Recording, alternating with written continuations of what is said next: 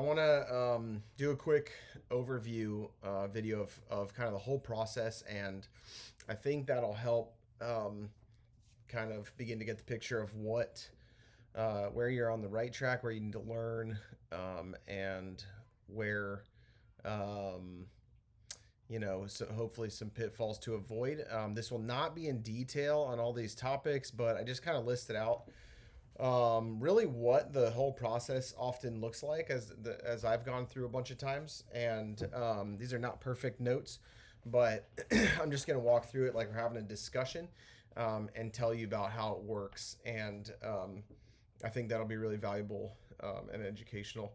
So let me know any questions you have um, after this, and I'm going to go into more depth, and I can make videos on each of these topics to just clarify and dig in to how I've done it, and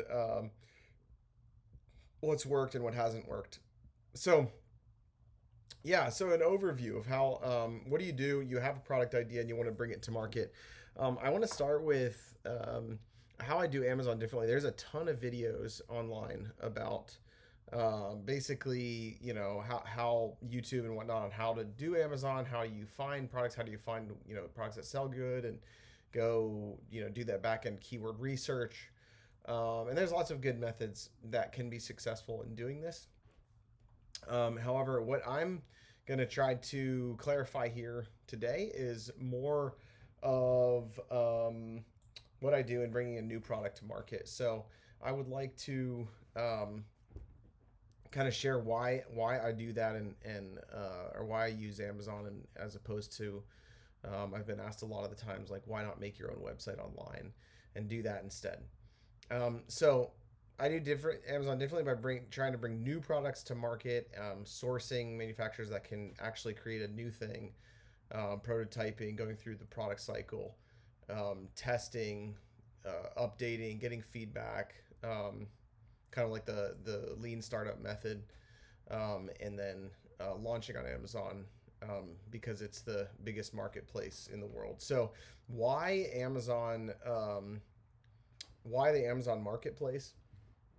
Um, the thing is, you could put tons and tons and tons of ads onto a website, and you're not gonna uh, get nearly the traffic that you would to Amazon. If you just naturally rank on Amazon because you have a good product, you'll get millions and millions of views just because it already has organic traffic going through the website daily. All you have to do is rank, which is hard because it is the number one marketplace. So that's what we're going to work on.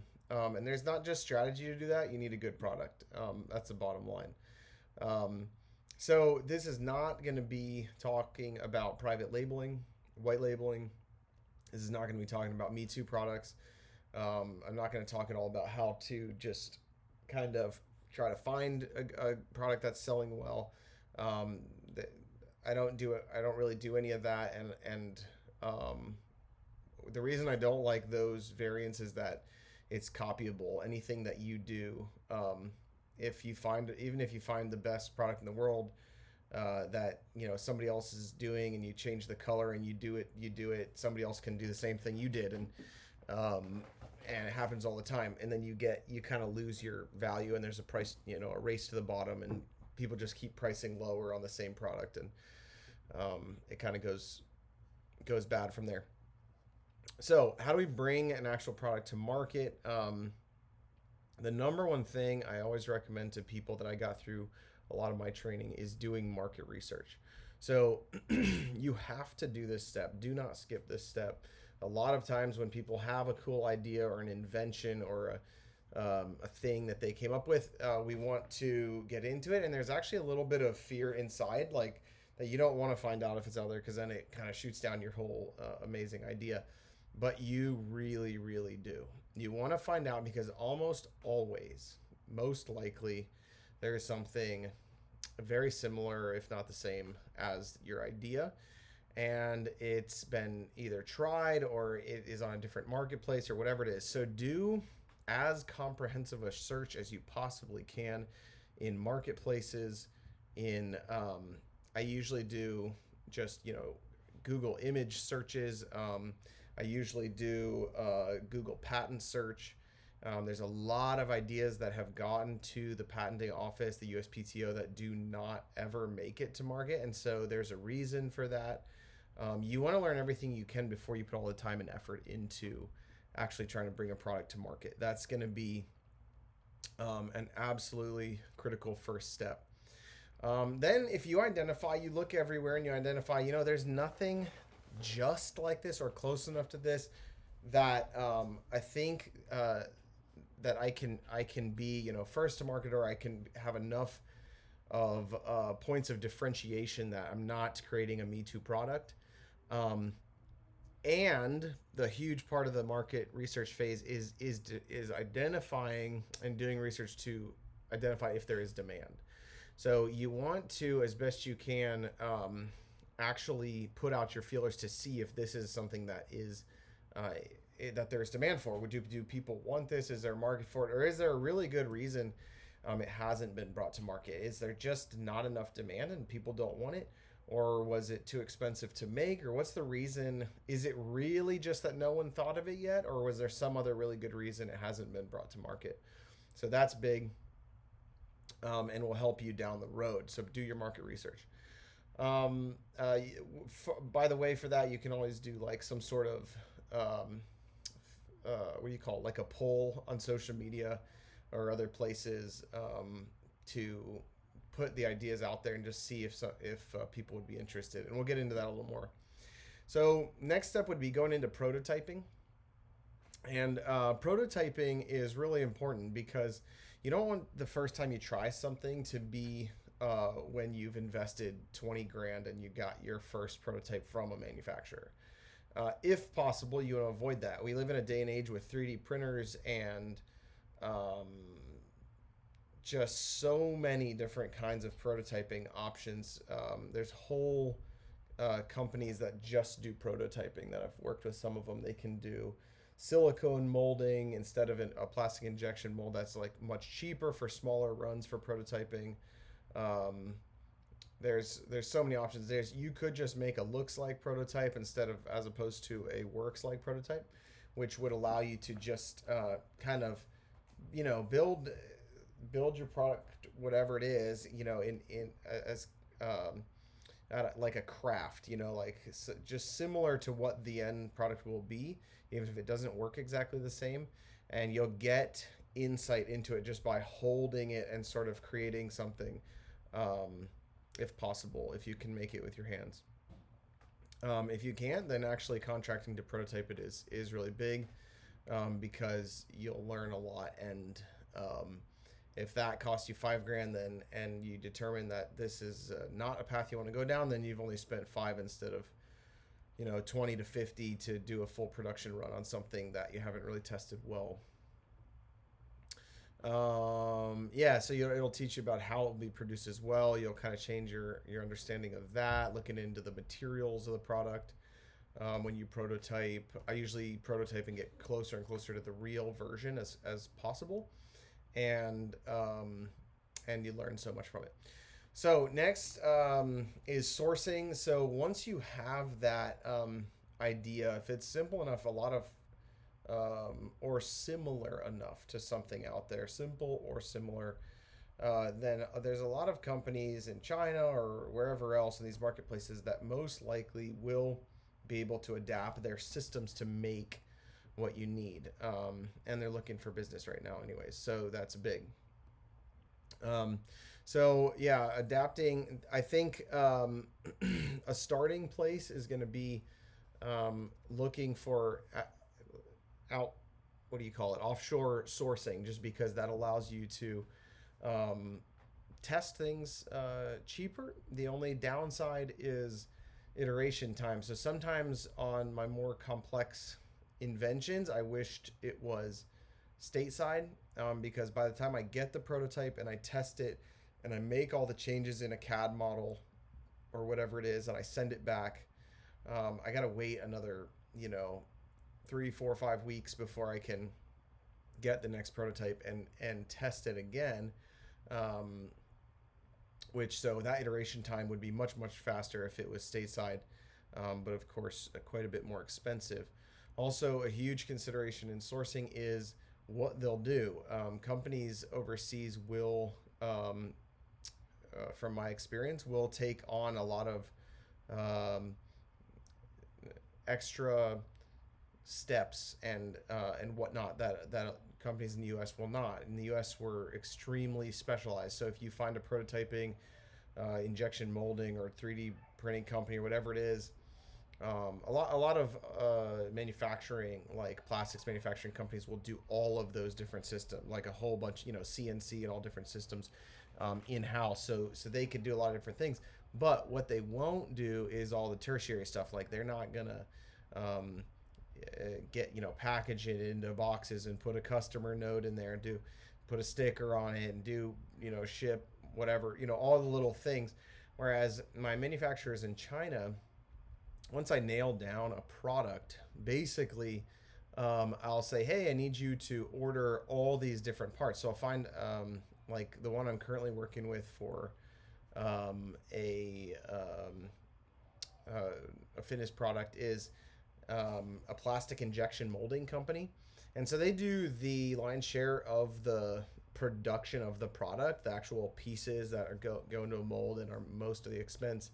But then I had to, I needed some springs and some pins and some bags and prints and all these things ordered. And so what I do is I make a huge, well, not, it doesn't have to be huge, but I make a detailed specifications sheet for this product, for each of the parts that goes with it, and for suppliers that I've used, because usually I'll spend more time and actually find suppliers that have better pricing or whatever, or better product than they will, and then I give them that, and they will then be able to work as a sort of project lead for me and order from all those secondary suppliers for all the little parts, and then I just pay them once for it. So it'll be a large $10,000 payment or whatever for a batch order where they're ordering thousands of little parts from all these other companies. And you have to do a lot of coordinating, because in those specifications I put every detail of every part, and I put designs for the customer inserts. I put designs for the box, the actual product mailer box that I put the product in, from my VA, like I don't know what you call them, the CAD designs of those boxes with dimensions and everything.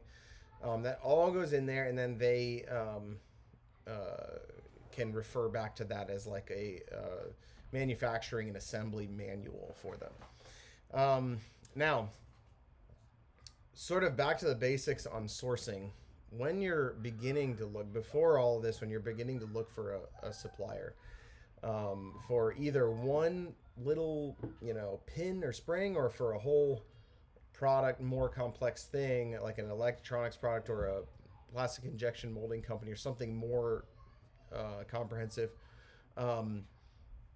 just as a baseline, what I'll do there, what you're going to want to do is to write up a request, not like multiple pages, like a professional request from this company. Hi, I'm product manager, or CEO, or whatever you want to say, of this company. Usually I don't say CEO. I've heard to avoid that, because if you can defer decision making authority, then that gives you negotiating power. It kind of says to them, communicates that it's not all up to you in the end. You kind of have to talk to your team about stuff. So I usually go with like product manager or whatnot.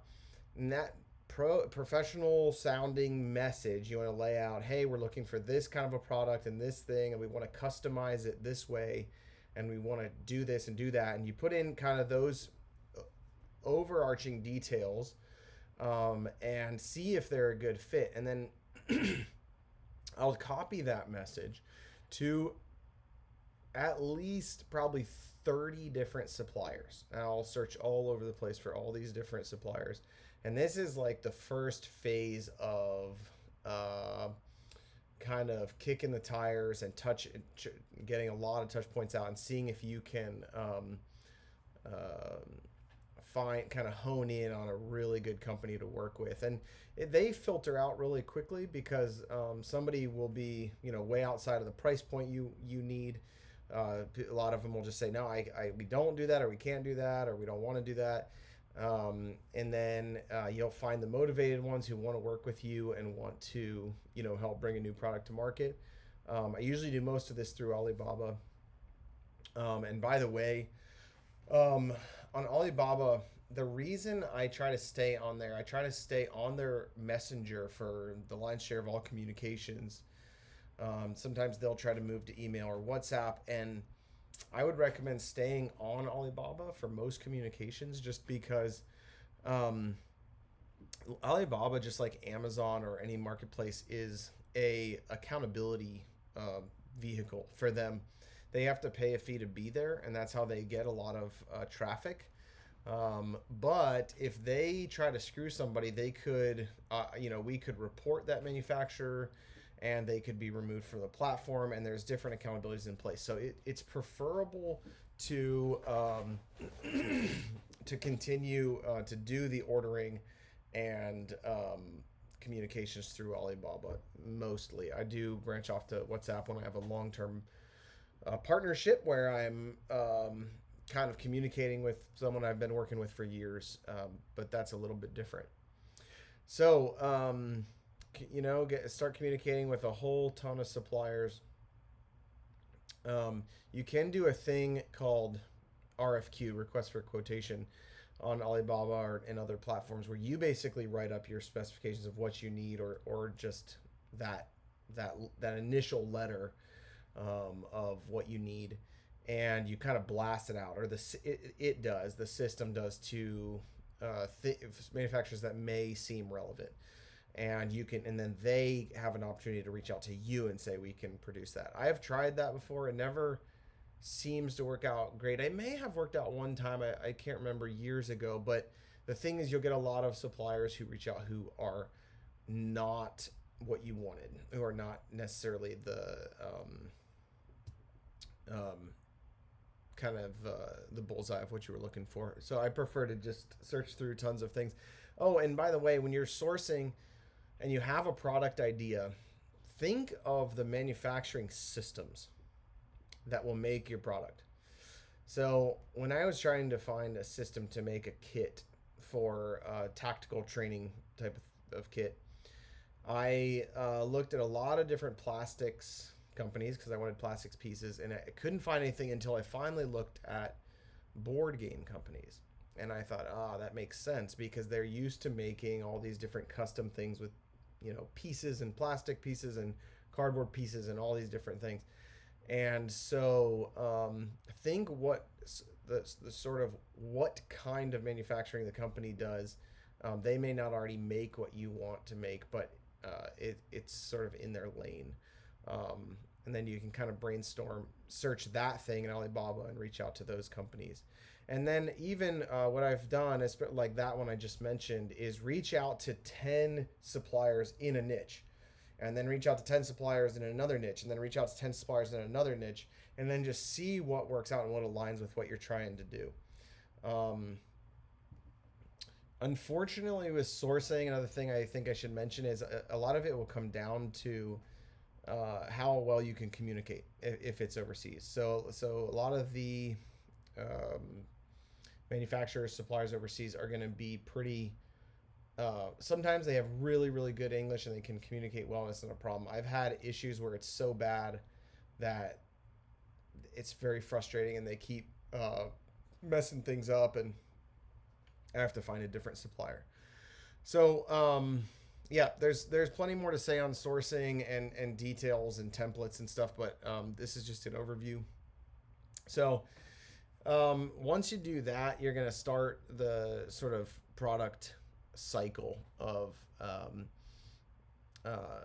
getting them to make it, and then having it shipped to you, and testing it out, and then trying new materials, new colors, whatever it is, giving them feedback, iterating that until you get what you want.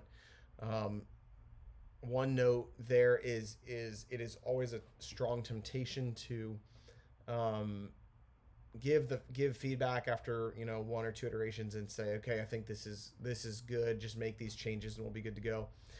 I've learned the hard way. Many people have learned the hard way. You never ever try to mass produce something that you haven't physically held in your hand. The I guess it would be the prototype, the one you know, the first production of that, with the latest specifications, because there's just infinite things that can go wrong, especially through language barrier and, you know, converting to metric and every little thing. And sometimes it's right on and it's great, but you must test that, or it can really screw you. So now you have a product and you can get it mass produced once it's right. So how do we get it on Amazon? So one of the biggest things, hardest things, is launching a product on Amazon, because it's the number one marketplace, and so everybody wants to be there, and it's become extremely competitive. So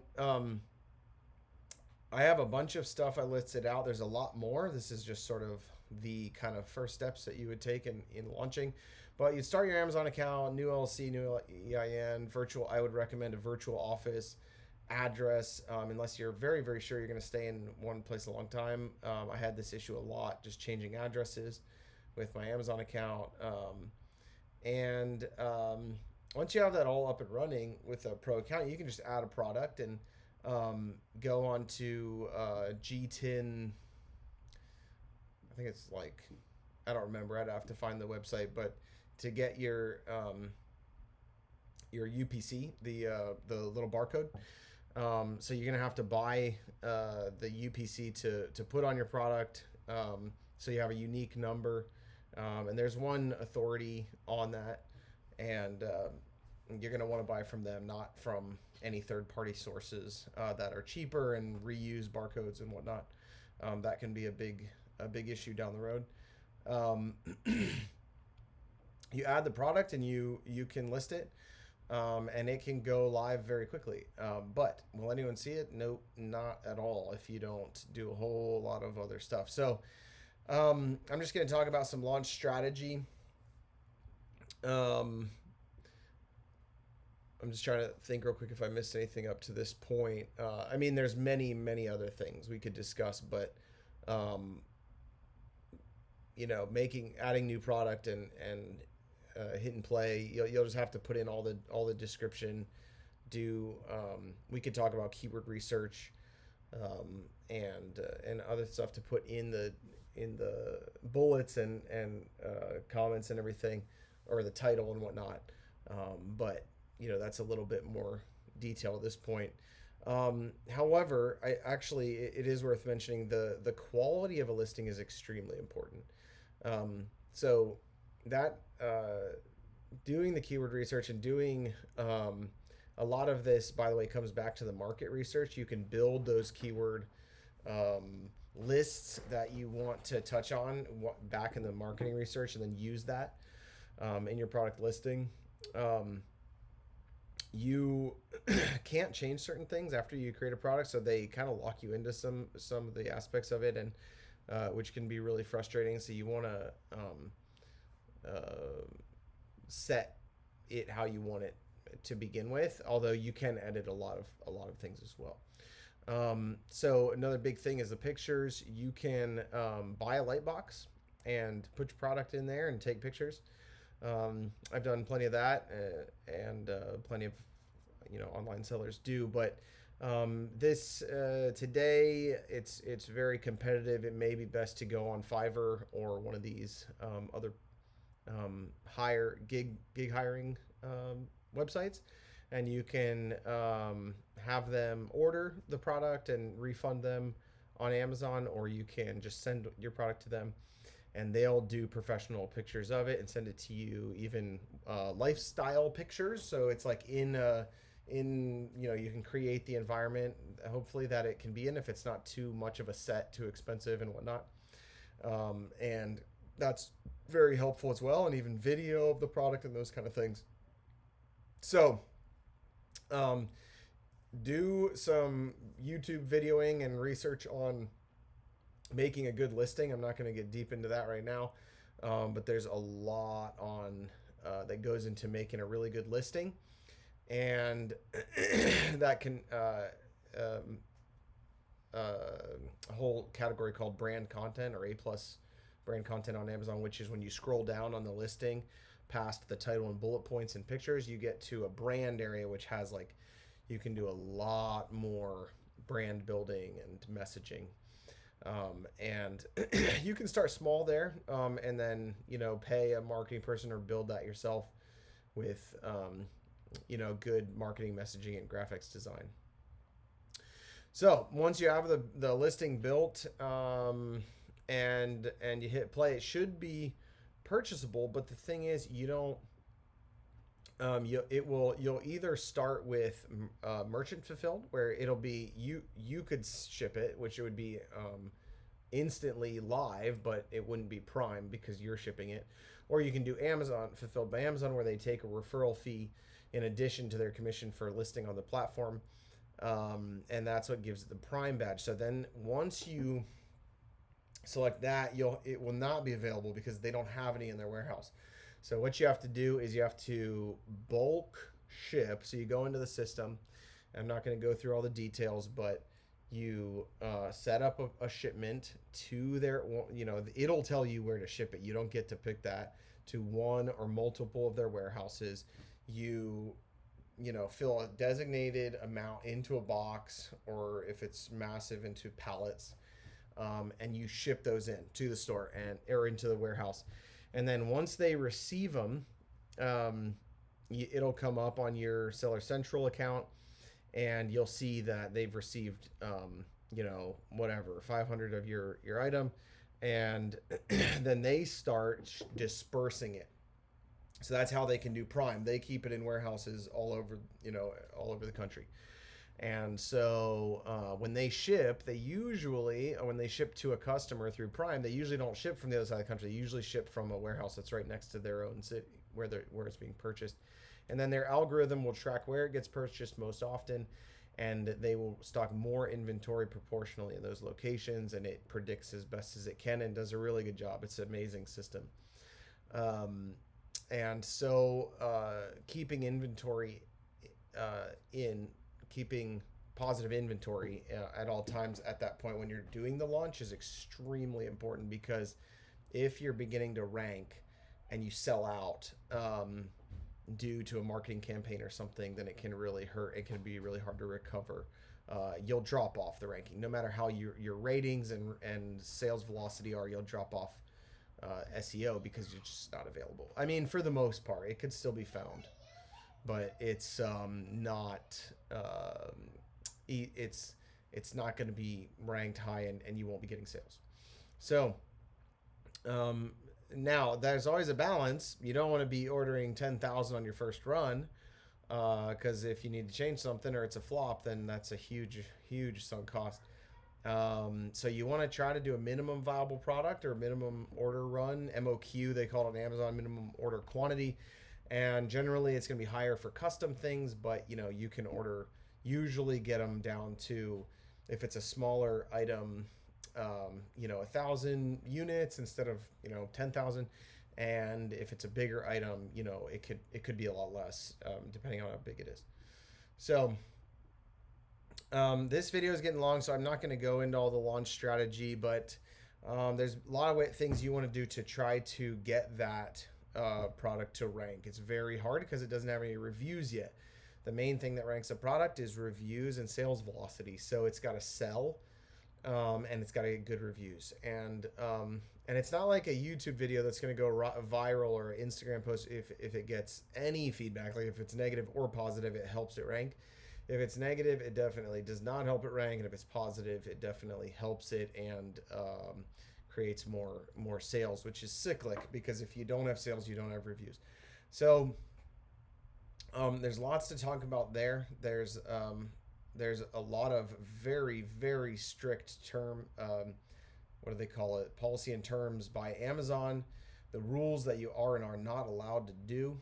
Sometimes Chinese companies will offer freebies or money for a review. That's totally illegal. You can't do that. You'll get delisted and kicked off the platform. And they risk that all the time, I guess, and they start new accounts or whatever they do. But it's not a good idea. So there's a lot of good legal things you can do.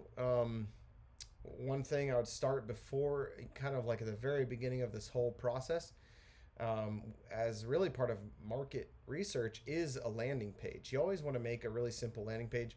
There's tons of super simple, MailChimp or Wix or any of these. You can make a landing page in like 5 minutes, and basically create an email sign up form that just says, hey, here's this product. It's coming soon. Sign me up if sign up if you want to. I guess get on a wait list for it is what we generally do, and that way you can start building a email list if of people who may be interested to get on that first sort of sales bump when you actually launch. And you could do the same thing for a crowdfunding campaign and whatnot. So that's big. And then that landing page would then you would just edit it to change to be a little website that links to Amazon, which, yes, you do want to link to Amazon, not make a separate purchasable website, or even list it in other places to begin with. You want all traffic to drive to Amazon. And that's because you need to get as many sales as possible when you're launching to rank and to get those reviews. So if you make sales, and even if you make a tiny higher margin because you're not paying Amazon fees, you're totally shooting yourself in the foot, because if it's off the platform, it doesn't help it rank. And that single sale in the end could cost you hundreds or thousands because of that ripple effect of not ranking and not being visible on the most traffic, sales platform in the world. So I can talk also later, do a whole video on IP and protecting. It's not hard. It's something you can do yourself. I wouldn't recommend doing a whole patent most of the time. It's not worth it, and actually a waste of time and money. But what you do want to do is trademark through the USPTO and submit a provisional patent, which is a easier and low cost. Basically, it's an intent to patent. And once the USPTO receives it and you've explained your stuff, your new idea sufficiently, it allows you, if they accept it, then it allows you to put patent pending, the words on your product or product packaging, without paying for a full patent. And you'll start noticing now, probably in stores, tons of product. Just walk through a Walmart and look at products. Tons of new products just say patent pending. Even big companies often don't do full patents anymore because, lots of reasons that I don't want to get into, but it's usually a waste of money. But patent pending is a little bit of a deterrent, and is low cost, time and money. So I hope this is a helpful overview. I know I basically breezed over a 30,000 foot view of a ton of things.